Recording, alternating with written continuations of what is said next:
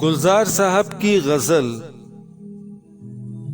हाथ छूटे भी तो रिश्ते नहीं छूटा करते, वक्त की शाख से लम्हे नहीं टूटा करते।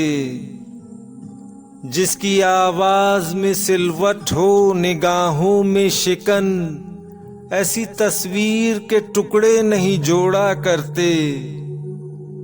लग के साहिल से जो बहता है उसे बहने दो, ऐसे दरिया का कभी रुख नहीं मोड़ा करते। जागने पर भी नहीं आंख से गिरती किरचें, इस तरह ख्वाबों से आंखें नहीं फोड़ा करते।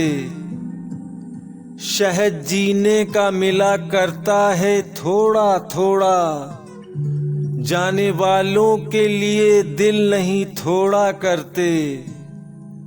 जाके कोहसार से सर मारो के आवाज तो हो, खस्ता दीवारों से माथा नहीं फोड़ा करते। जिसने पैरों के निशान भी नहीं छोड़े पीछे, उस मुसाफिर का पता भी नहीं पूछा करते।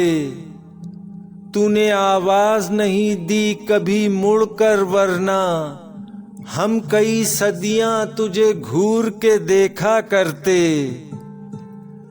बह रही है तेरी जानिब जमी पैरों की, थक गए दौड़ते दरियाओं का पीछा करते।